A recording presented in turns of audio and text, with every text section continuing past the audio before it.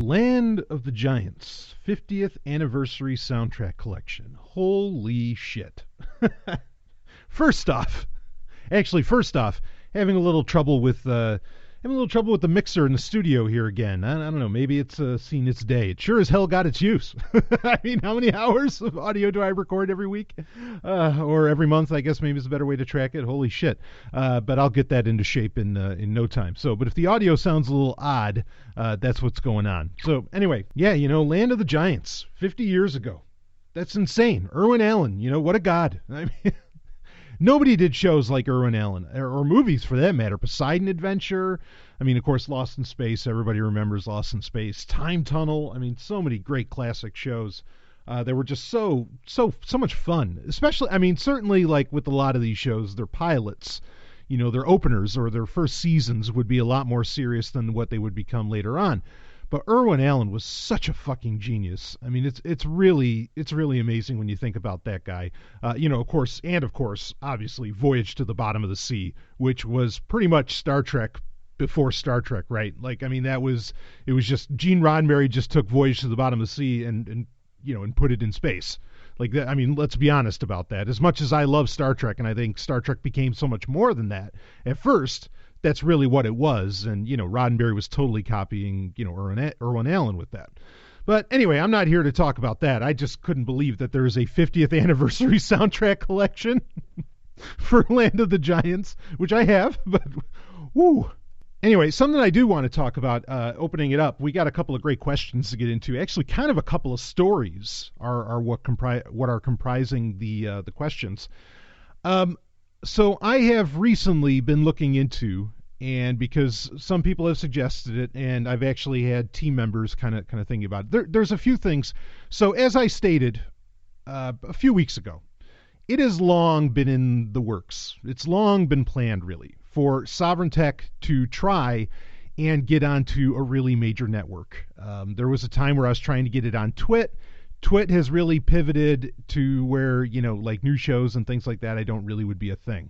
But after I more or less realized it wasn't going to get on Twit, well, then, and, it's been a while, the plan was, all right, let's get on Sirius XM. That's like it's the only major network that could handle me, right? And so that's something that we're working on. And I've reached out to some advisors on things, and... Well, anyway, there's some stuff that I might be trying in the very near future here to shake things up a bit. In fact, also, I'm not going to stop using Patreon, but there is some recommendation, and it partly has to do with the bullshit that's been going on lately, but it actually has to do with other things, with discoverability on other platforms, that there might be some degree of a shift. Where there are alternatives, and they're major alternatives. It's not like Bitbox or I don't know, whatever the fuck, not Bitbox, whatever the hell these some of these other ones are. Like, these are full featured flagship alternatives, okay, that could allow for what you are used to as a patron, the content that you're used to getting, the subscription model and all of that you're going through.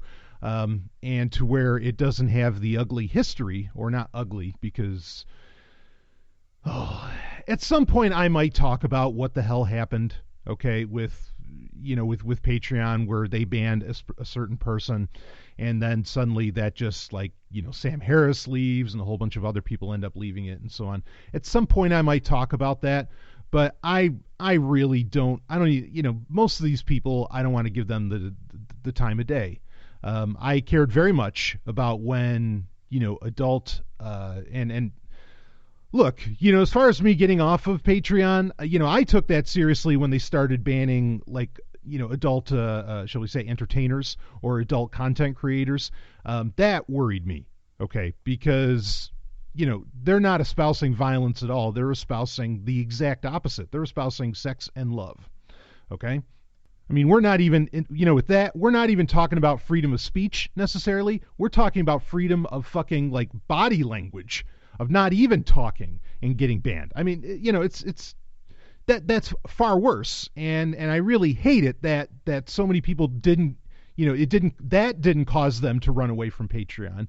It took because somebody said a certain something, and and they're mad about that. Whatever. Okay. So anyway, I'm not worried. I've lost patrons over this matter. I know, and I get why they did it. And hey, fine. However, it's not the kind of numbers that forces me or makes me say, oh shit, I need to get off of Patreon or something like that. Like it's not at that level. I wasn't affected that hard. Granted, I don't have as many patrons as perhaps some other people do, but I get it. And honestly, I'm going to call it to you. I think down the line, like a year from now, this stuff people forget, or they stop caring, or whatever. And they are, people will come back to Patreon is my point. And they will. Just like a lot of people try to leave Facebook. Yeah, give them a little while. They end up coming back. They really do. Myself, I haven't posted on Facebook in well over a year. So, I'm gone. Okay. But most people, they get in a tizzy about things, and then they end up coming back. And I'm not saying that they're wrong for getting in a tizzy at all. I'm not saying that. I'm just saying, they do end up coming back. But as far as a plan B, I have a couple options that I'm looking at. Again, one of them is a pretty major player that has yet to engage in any of the actions that Patreon is. But look, let me tell you something. I know some people were talking about that they were going to come out with alternative content platforms like Patreon. If you think that at some point they're not going to feel the squeeze in some way, I don't think anybody, any third party has the potential of just getting, that has control over your content distribution, has the potential to shut you down. Like, everybody's got a price. May not be money, but everybody's got a price where they're going to shut down. Really, the only foolproof way is that you do it completely independently. Now, that's one option that I have on the table that I am considering, okay? But I'm looking at some others. But the main reason for that I'm looking at some others, and that I have been for a little while, and I've had some advisors telling me, hey, maybe you want to try this. If again, if you want to be making it, again, it's about discoverability. It's not because like I'm offended or something. It's really about discoverability. This is just something where, where there's smoke, there's salmon, and I need to, maybe I need to go after some of that salmon. Is the bottom line. So I'll keep you posted on what all that looks like. But really, there's no reason, even if I do go to to some of these other platforms, I could still, keep Patreon up and running. Like, I don't have to shut that down. And I don't, at least not right now, I'm not as big an operation where that would become a concern anyway. I already got flagged by them where, that I am like adult content, and they had to like take me off of their search and everything. That already happened. That happened to be months ago. All right. It's not like it's anything new. So, yeah, I've gotten my warnings from them. But anyway, these are things getting looked at. We're going to see what happens maybe over the next month or so, because again, goal for 2019 is to have a lot of projects finally get released and be done. And that's all kinds of projects. And B, get onto a major network, and most likely SiriusXM. And that's really what I'm shooting for right now, as I do have some contacts there, and, it's something that's being looked at. But I'll be honest, like, I get approximately, anywhere between like 12, 15,000 listeners on average per week with each episode.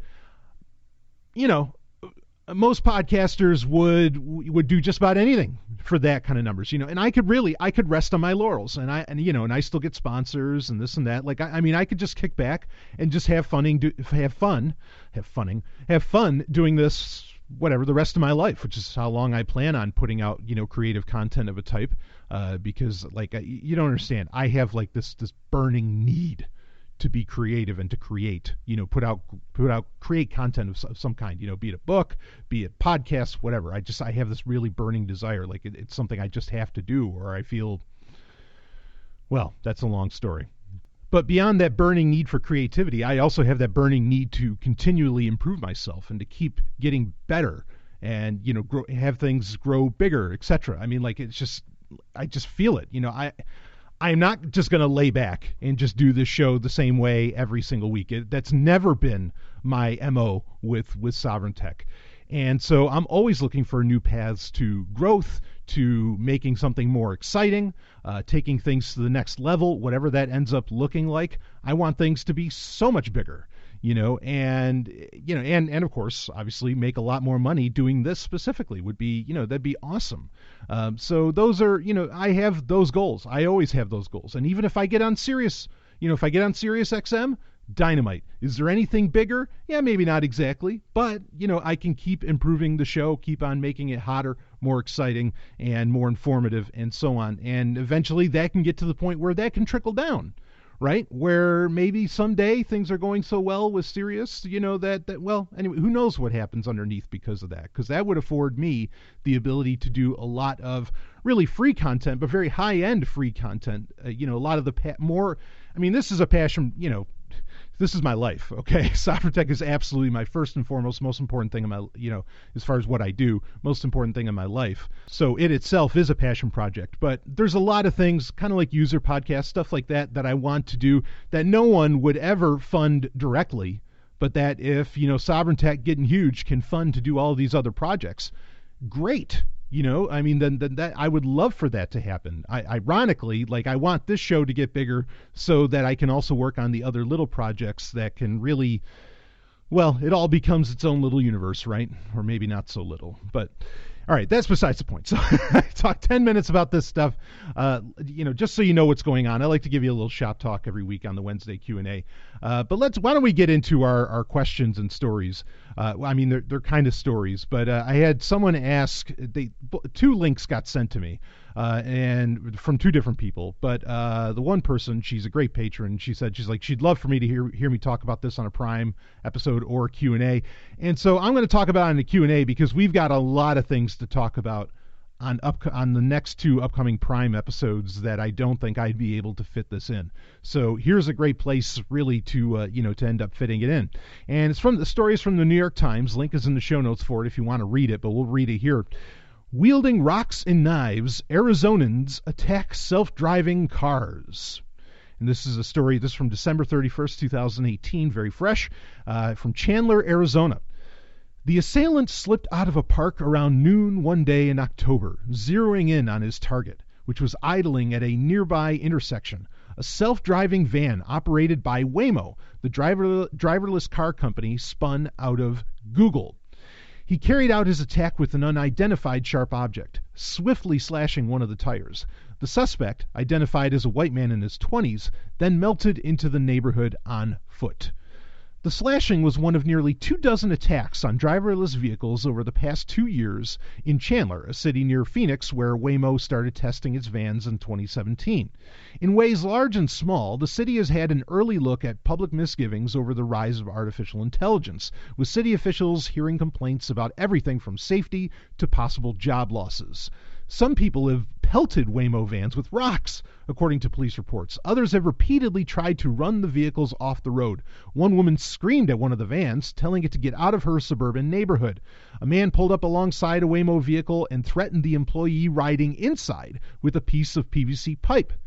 In one of the more harrowing episodes, a man waved a .22 caliber revolver at a Waymo vehicle and the emergency backup driver at the wheel. He told the police that he, quote-unquote, despises driverless cars, referring to the killing of a female pedestrian in March in nearby Tempe by a self-driving Uber car. Quote, there are other places they can test, end quote, said Eric Opalka, 37, who was issued a warning by the police in November after multiple reports that his Jeep Wrangler had tried to run Waymo vans off the road, in one case driving head-on toward one of the self-driving vehicles until it was forced to come to an abrupt stop. His wife, Elizabeth, 35, admitted in an interview that her husband, quote, finds it entertaining to brake hard, end quote, in front of the self-driving vans, and that she herself, quote, may have forced them to pull over, end quote, so she could yell at them to get out of their neighborhood.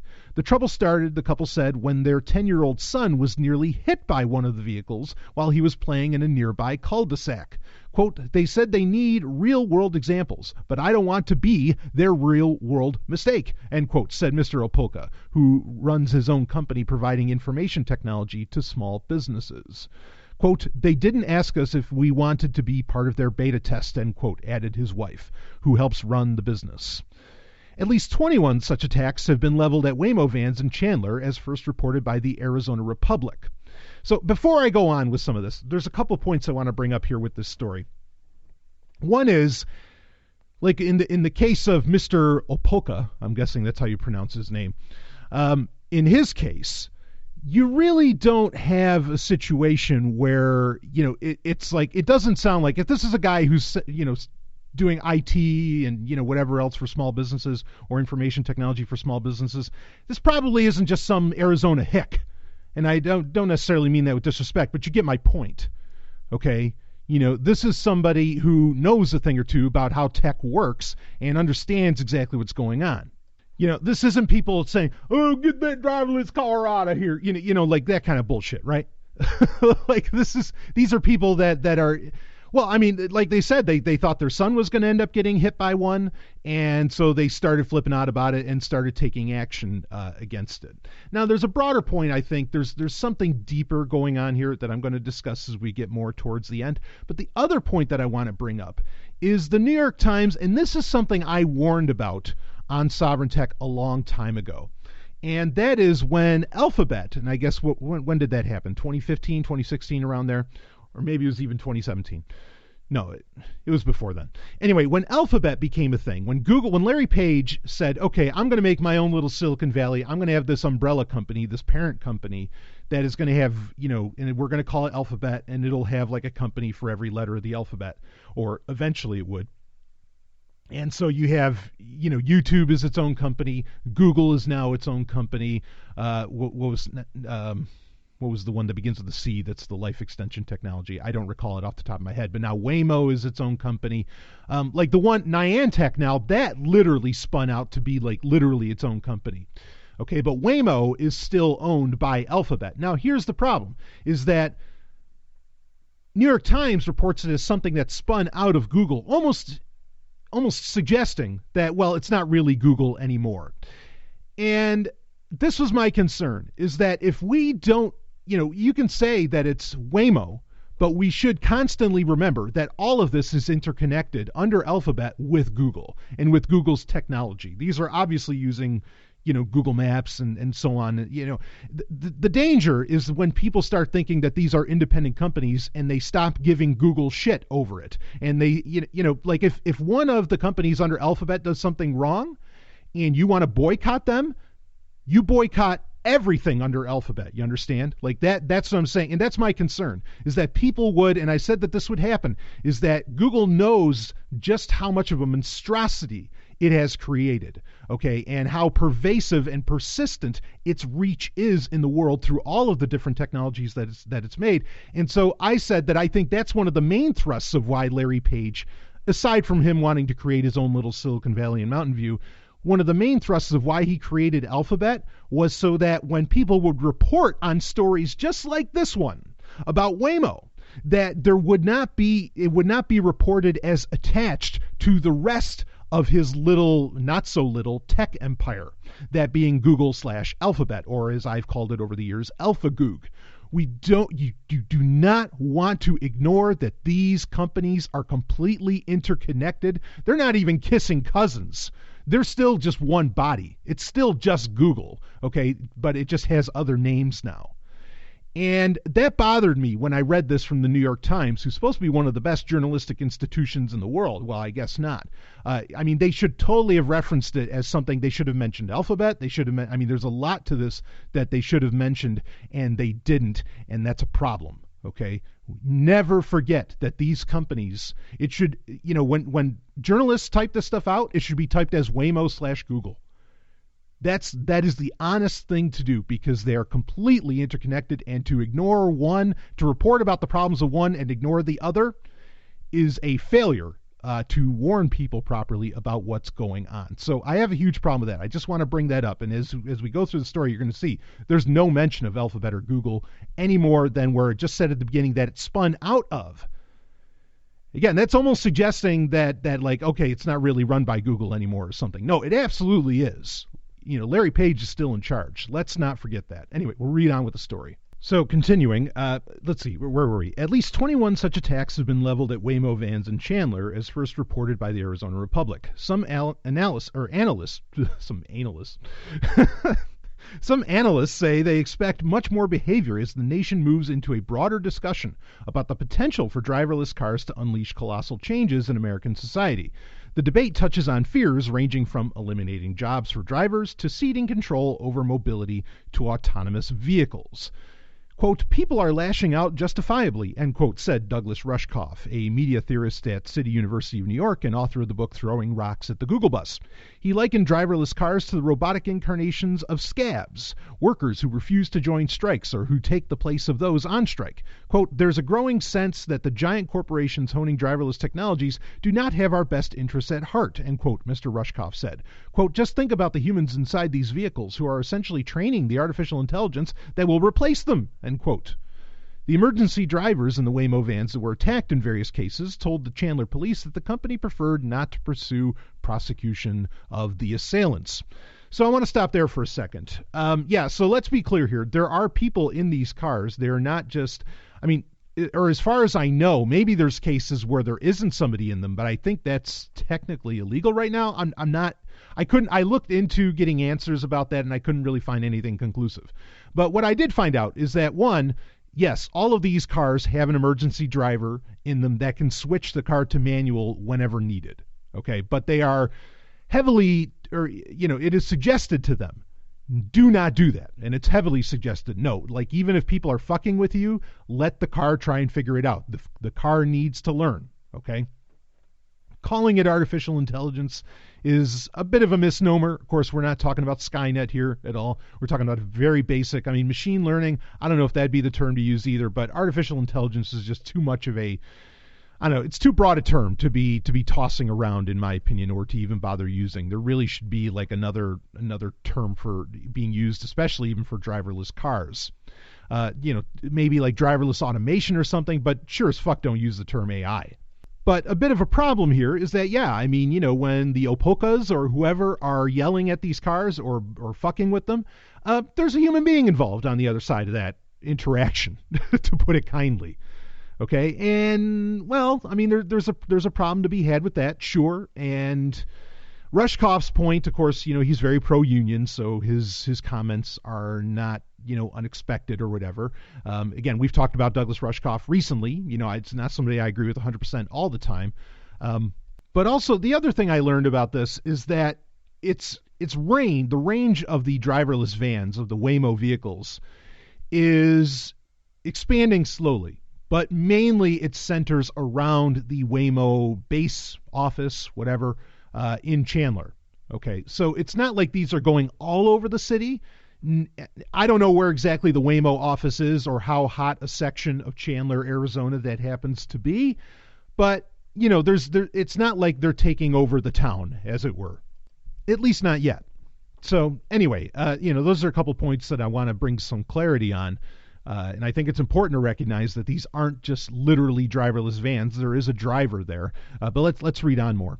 The emergency drivers in the Waymo vans were attacked in various... Oh, yeah, it says they wouldn't prosecute them. Reading on. In some of their reports, police officers also said Waymo was often unwilling to provide video of the attacks. In one case, a Waymo employee told the police they would need a warrant to obtain video recorded by the company's vehicles.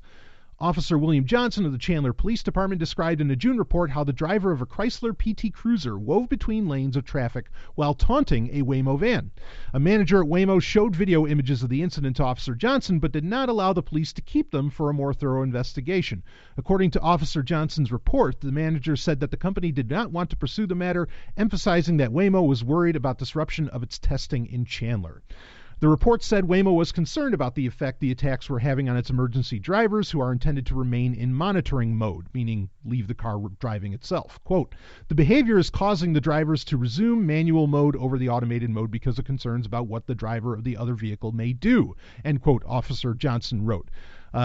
In a statement, a Waymo spokeswoman said the attacks involved only a small fraction of the more than 25,000 miles that the company's vans log every day in Arizona. Quote, safety is the core of everything we do, which means that keeping our drivers, our riders, and the public safe is our top priority, end quote, said Alexi Georgeson, the Waymo spokeswoman. Quote, over the past 2 years, we found Arizonans to be welcoming and excited by the potential of this technology to make our roads safer, end quote. Ms. Georgeson said the company took the safety of its emergency drivers seriously and disputed claims that Waymo was trying to avoid bad publicity by opting against pursuing criminal charges. Quote, we report incidents we deem to pose a danger, and we have provided photos and videos to local law enforcement when reporting these acts of vandalism or assault, end quote, Ms. Georgeson said. Quote, we support our drivers and engage in cases where an act of vandalism has been perpetrated against us, end quote. Okay, let me read the next paragraph. There's a little more yet. But anyway, the authorities in Chandler and elsewhere in Arizona remain gladly open to Waymo and other driverless car companies. Rob Antoniuk, the chief operating officer of Valley Metro, which helps oversee the Phoenix metropolitan area's transit system, said on Twitter that Arizona was still welcoming autonomous cars with, quote, open arms, end quote, despite the attacks on Waymo vans. Quote, don't let individual criminals throwing rocks or slashing tires derail efforts to drive the future of transportation, end quote, Mr. Antoniuk said. But the official welcome mat has failed to persuade the naysayers. So I want to stop for a second here. Why aren't they reporting this? Why aren't they letting law enforcement have video, have photos, things like this? It is all about publicity. And also, I mean, here's the thing. Like, if you keep that video, once it gets into the hand of law enforcement, it has the potential of becoming more public knowledge. And I think Waymo/Google is terrified of like compilation videos that could get put out there. Ironically, of all things, those would probably be posted on YouTube, right? But compilation videos and analysis that could be made by not just, your everyday individual, not just by, your citizen journalist, quote unquote, or whatever, who would say, hey folks, look, this is really, really terrifying technology here. Look what it's doing. Look at the problems that it's causing, blah, blah, blah. Or look at what's happening out there. Not just to keep that from happening, but also probably to keep competing companies from really being able to analyze a lot of this situation. I mean, I think there's a part of that too. So there's a lot going on. There's never only one reason for anything, right? I mean, anything that happens in life, there's never just one reason. There's always quite a few. But also, I mean, by and large, they probably, they are concerned also on the publicity side of, if there's a bunch of cases being made against Arizonans, right? Your everyday people who may be specifically fucking with these cars or whatever, that's going to create a situation where, you're going to make a stack of paper that's going to say, look at what this company has caused. And who are you going to side with? The robot? Or are you going to side with a human being? And, that's going to turn into a very ugly case for Waymo/Google, right? Of course it is. Also, probably if they keep bothering law enforcement, I imagine that could get very tiresome for local law enforcement, and that could come with its own challenges. Ironically, local law enforcement, the idea that the authorities are okay with this, I have a hard time believing that because, again, one of the major sources of revenue for law enforcement is speeding tickets. And, Waymo vehicles are going to keep that from happening. I'm kind of wondering if, like Uber, we know in the past that Uber, who also has driverless car programs, Uber has funded and sponsored police events and the police in general. Obviously, that's pretty much a payoff, right? It's a kickback.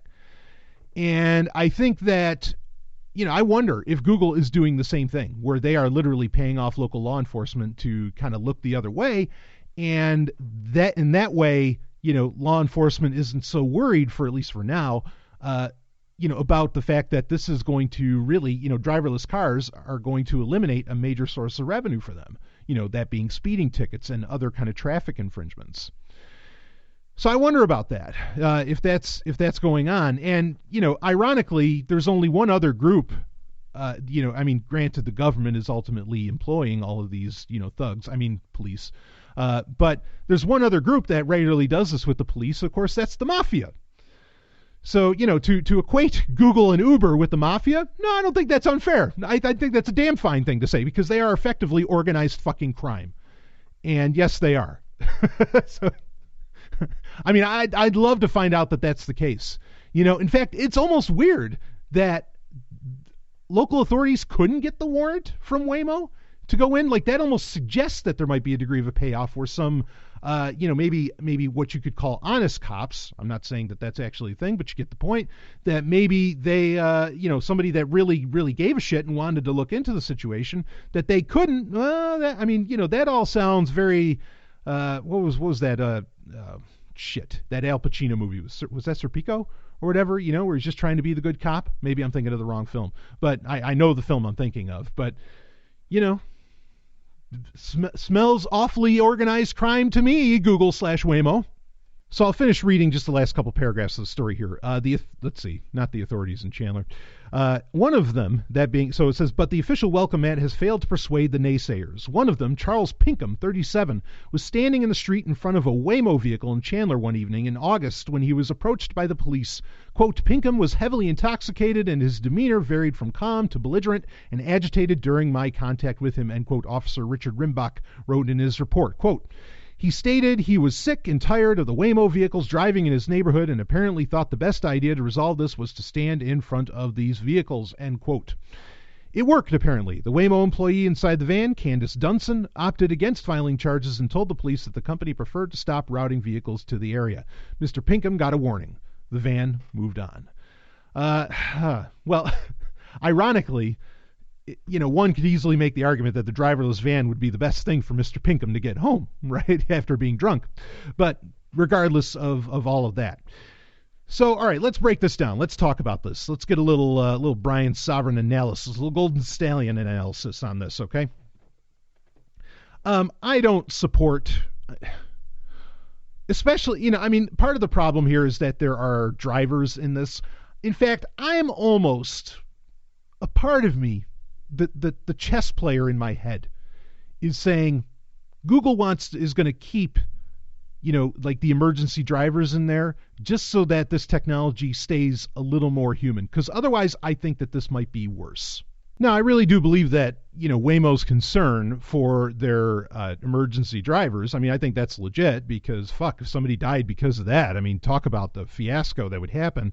But also that, sure, there's a chance that something could be done where a Waymo vehicle could not be so smart in the situation and could either do a dead stop to prevent, perhaps rolling off of, rolling over somewhere or whatever, rolling, I don't know, they hit something and the car ends up rolling and the emergency driver ends up dying. But then if there's that quick dead stop, that a car from behind could end up bashing it.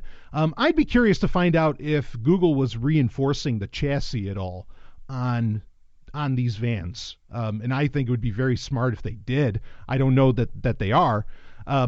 But so I think that's a legitimate concern that they have. I don't think there's necessarily something nefarious going on there. But before I get into the big thing that I think is happening here, or the deep thing that's happening here, also keep in mind there's a reason this is getting tested in Arizona, right?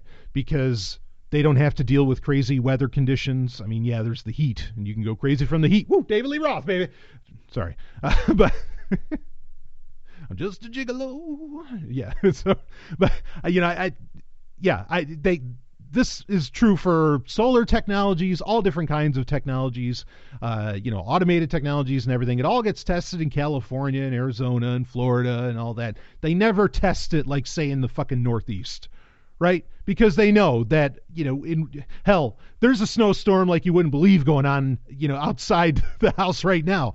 And a Waymo vehicle, they'd be rolled over in ditches, all over the place here. They can't handle that. And there is, I've heard from spokespersons from Waymo where they've come right out and said, that really this technology, because they've been reporting on these attacks for a while. This is really only the latest kind of compilation of stories, and probably has more to do with the slashing of tires and everything that went on.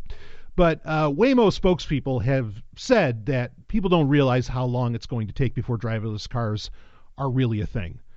And that is I've been doing Sovereign Tech for 7 years. And inside of that 7 years, there have been many 5-year predictions that, by 2018, we're going to have driverless cars taking people around, on the regular. It's going to be a normal thing, and there won't be any driver in the front seat. By 2019, they'll have that. Well, guess what? It's 2019. Now, all of this is getting revised, and that does a couple things in itself. One is that if we were to use the term artificial intelligence, if we were going to accept that as valid, it just goes to show, like, the shit, all these promises of these various technologies and of artificial intelligence and blah, blah, blah, all of that. A lot of times that's shit that programmers and tech execs and others say to investors to just keep, like, give us more money. Yeah, we're working on this now, and it's going to be a thing in 5 years. And then it never becomes a fucking thing. Like I said, AI itself, anything remotely like AGI, where it really does think for itself, and where maybe you'd feel comfortable with it potentially avoiding hitting your kid, kind of like with the Opocos or whatever the fuck their names are. That's been promised since the 60s, and we've never gotten it. We've never gotten anything even fucking close. Really. Everything is just, it's a promise. And usually it's just some kind of like simulation of what it could be. It's never like an actual practical or, in the real world situation where AI does the job. Kills me. But all of that is besides the point. Okay. One could bring up the examples of the Luddites, which, let's be clear here. The Luddites were actually, the term Luddite has taken on new meaning where it's anybody that's anti-tech or anti-computer or something like that. The Luddites actually weren't against, machinery entering the workplace. The Luddites were against machinery taking the beauty and human element out of the production process and, after a fashion, the creative process.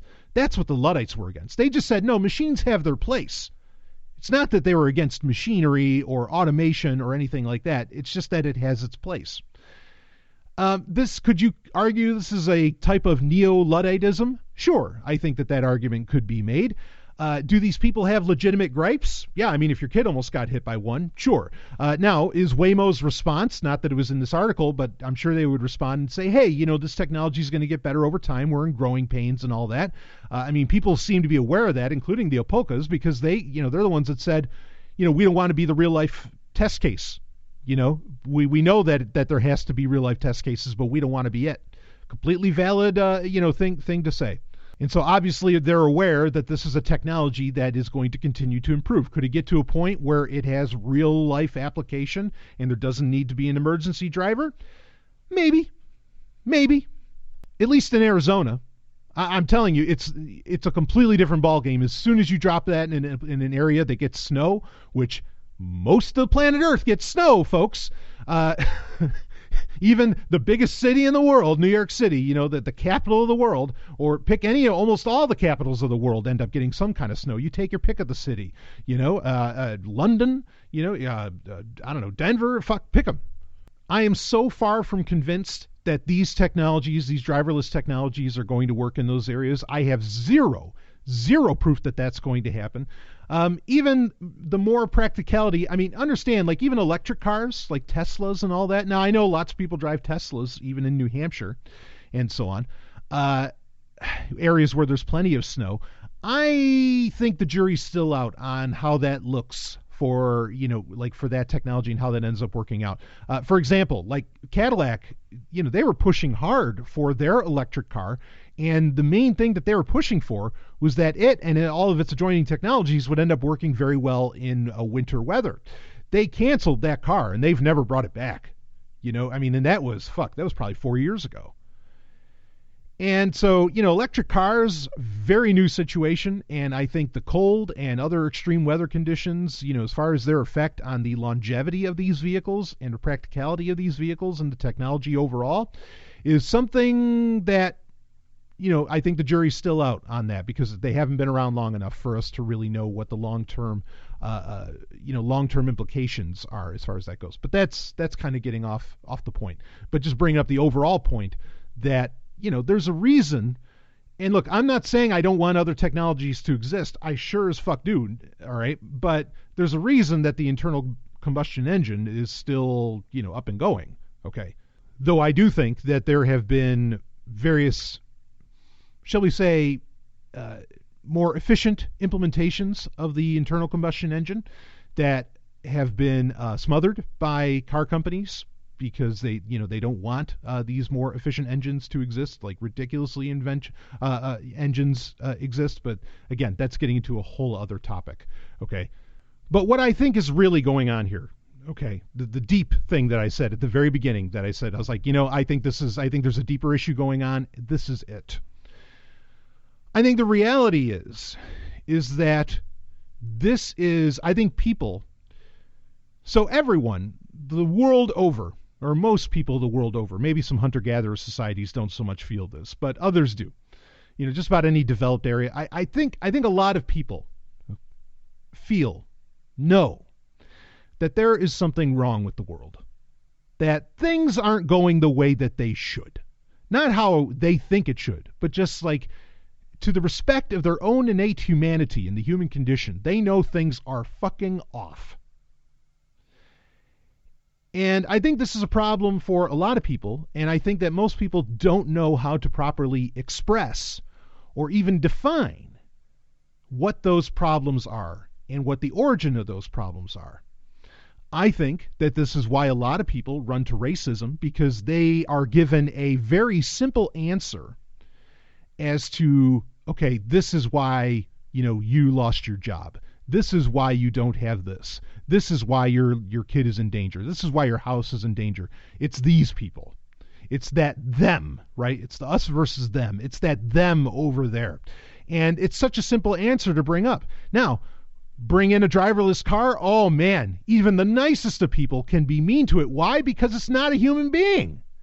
Yeah, there's a human driving it, but I guess they're hoping that nothing happens to them. I imagine none of these people, the Apocas or whoever else in Arizona, want to harm the human inside, but they love getting to take out their fucking frustration on these driverless cars, right? Because it's something that they can blame things on, because look how quick they run to economic problems, like they're taking our jobs, or they run to whatever. I don't want these things around my neighborhood, blah, blah, blah. I mean, replace driverless car with Jew and, or black person. And the argument is readily apparent of what's going on here, is that there are very deep frustrations that touch very core parts of the human condition that people look for something to blame. Okay? And now they've got robots to blame. They have driverless cars that they get to blame. And, you can almost feel like you can feel safely without another human being harmed. You can feel like you're a revolutionary when you do this. When you attack, when you slash the tires on a driverless car, when you do these other things. Now, don't misunderstand me. Like, I think that's what's going on. It's just, this is a way for, I haven't talked about this in a little while, and I'm going to get into it in a user podcast eventually. And maybe throughout 2019 on Sovereign Tech, I might touch on it more or something. I don't know. But there's the concept of the passional tree. And that is, there are healthy expressions of the human condition. I know healthy is a subjective term. Bear with me. There are healthy expressions of the human condition, love, honestly, sex, all kinds of other things that, are great ways to express, how happy you are that you're alive and the glories of life. And it's a beautiful thing. However, when those kinds of things are stifled, love, happiness, contentment, a full belly, perhaps, with food, on the passional tree, when the healthy expressions get stuffed down for some reason, be it the economy, whatever, it's going to find other ways to express itself. Violence, attack on persons or property, whatever it ends up being. Okay?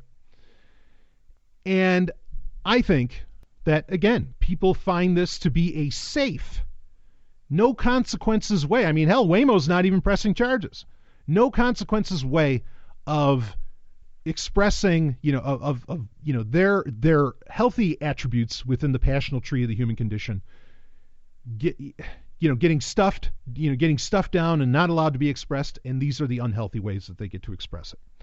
Now, so that's the deep thing that's really going on here. I don't necessarily think that it's humans naturally hate robots or humans naturally hate machines. I don't believe that for a second. Okay. There is the old saying from Star Trek Insurrection where, when they're talking to the Baku, right, who have eschewed technology, and the guy says, one of the Baku guys pretty much says, we think that when you make a machine to replace the job of a man or replace the ability of a man, you take something away from the man. I do kind of get that argument. I do sort of understand that, but I don't necessarily agree with that. Okay. I do disagree. Don't confuse me. I am not having any sympathy for driverless cars. I think this is a horrible fucking idea, especially for why Google wants to do it. I've talked about this over and over again. Google doesn't want you wasting time driving on your commute because that is time where you could be watching ads, you could be watching a YouTube video, you could be interacting, you could be giving them more data. They do not want you to, and one could even get conspiratorial about it. They don't want you to have any time where you can be reflective in life. You need to be looking at a screen at all times, and goddamn it, there's a windshield in front of you that you could just be sitting there staring at if that car would just drive itself. Also, what I've already brought up, the very practical concern, and it is practical, that these technologies will never take off in the parts of the earth that I care to live in. I'm not against living in tropical areas, actually quite the opposite. Okay, but also, I do enjoy a good winter. I do enjoy, going snowmobiling, doing all these kinds of things, and kind of maybe getting on the shag rug by the fireplace and everything, and having a good time in the winter, because you just got to stay close for body heat. Woo! Get me excited. Driverless cars are not going to let me do that. Hell, cars often enough don't let me get to those areas. Just live in Montana for a little while, or go up to good old Yellowknife in the Northwest Territory, one of my favorite places on earth. You go up there, you're going to be snowmobiling quite a bit. You're not going to get in a driverless snowmobile, okay? But again, a car doesn't even solve that problem. So, I think this is just a horrible idea to begin with. To say nothing of the data collection involved, and data collection that's not even needed. In Germany, back in the 80s, they had already tested driverless cars there, and all that used was fucking GPS and radar. It didn't need to have all of this, it didn't need to have an AI or algorithm, it didn't need all of that bullshit that Waymo's, putting into their vehicles, into their driverless vans. It could do it without all that. And so I call bullshit on the whole concept. Even if I agreed with driverless cars, there's better ways to do it. There's ways that it's already been done. City to city. So don't, you could say it's rise against the machines, right? Get a little Terminator about it. I don't exactly think that it's that. I think what's really happening here is that, because, if people innately had problems with robots, they would be, they'd be taking their 22s, to their dishwasher, right? Or they'd be attacking something, I really think that this is, it, in a way, the driverless vans, because they are, interacting on, the streets, as in an area that was normally the purview of deer and human beings, living creatures, it kind of like, if it looks like a duck, if it quacks like a duck, maybe it's a duck. And so I think that this reaction will be commonplace just about anywhere. But it's merely people just lashing out against society in general. It's not that they're lashing out against robotics, or that they're lashing out against AI, or that they're lashing out against driverless cars necessarily. They might even think they're being heroic, which I understand people's desire to want to be heroic, right? And maybe get some recognition and praise, thinking you did a good job. Attaboy. I get it, but yeah, that's really what I think is going on with that. It's a great thing to talk about. It's a great point to bring up. Again, the arguments against this technology are, there's plenty of them, why these shouldn't be a thing. And certainly they shouldn't be a thing run by Google, for one. Right at the onset, that's a problem, okay? And any company really that ends up, even Toyota's working on it, right? You think that would be a little more palatable because it's Toyota, and Toyota's, but no, there are really deep-seated problems with the way that our civilization is set up, and certainly with our surveillance society, not surveillance state, surveillance society that we live in. All of these things are genuine problems that people really need to consider. But here's the thing. If you want to complain about driverless cars, look, arguably, I know it's just a movie, but did anybody else see Fate of the Furious? Hell, I was just watching that earlier today. Fate of the Furious, that's the 8th Fast and Furious film, the last one that or most recent that came out. I love those movies. Like, I fucking love those movies. You remember the scene where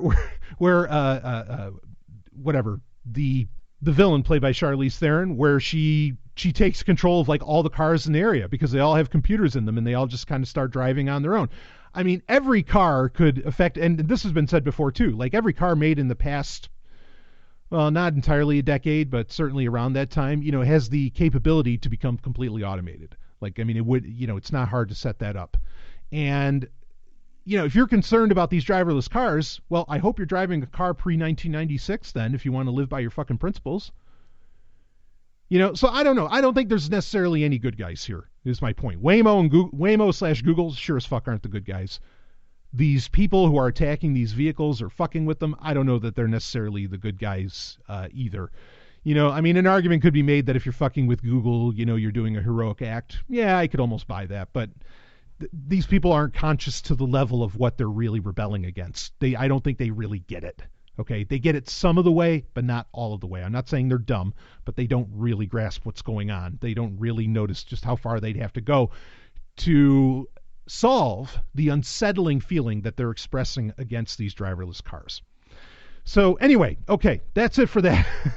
I think we're just going to have to run with that one. The other story maybe I'll save for next week's Q&A, or maybe I'll even get to it in a Prime episode. We'll see, but I know the next 2 Prime episodes are already well loaded up. But let's get into our album of the week quick. And this week's album of the week is actually the one, well, it's where the song that was played on, was that episode 309 of Sovereign Tech? That I opened up the show with, and that's from the band H.E.A.T. And again, that's H.E.A.T. It was their album from 2014, which is Tearing Down the Walls. This was an album that, between this and Freedom Rock, like, I didn't listen to their albums, or to those 2 albums that much up until recently. I don't know. It's kind of weird. I've been in a little bit of a funk musically, in a real way. I mean, there was a very exciting time over the past few months where music was like everything. Lately, I don't know. I've been listening to a shit ton of audiobooks, which, by the way, the new Star Trek Discovery book came out with, that's all about Tilly. I'm going to be listening to that. You're going to have a hot Star Trek update this month in January 2019. I mean, it's easily going to be a 2-hour episode because there's so much to talk about. But anyway, yeah, I've just been listening to a ton of audiobooks lately. I don't know what, I go through those phases. I think a lot of people do. I've heard others say the same thing. We're like, yeah, there's times I just don't feel like music, and so they rock podcasts and and audiobooks for a while and so on.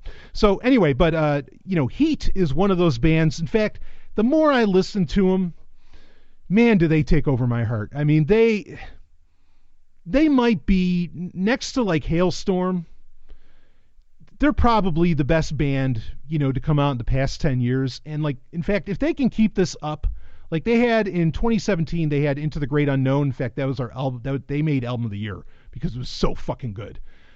If they keep this up, if they can keep this like passion and just the fun and the badassery of their hard rock music going, they could become my favorite band of all time. They really could. You'd think nothing could unseat Kiss, but H.E.A.T just might do that because I can listen to them fucking nonstop.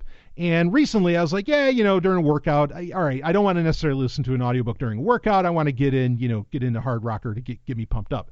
And so I started putting on H.E.A.T, and then I'm like, yeah, let's listen to a couple of their other albums. Like, they have a self-titled that I haven't listened to much. They have Freedom Rock and Tearing Down the Walls. And so I put on Tearing Down the Walls, and after listening to it, like on a couple workouts, I'm like, no, you know what? This is great.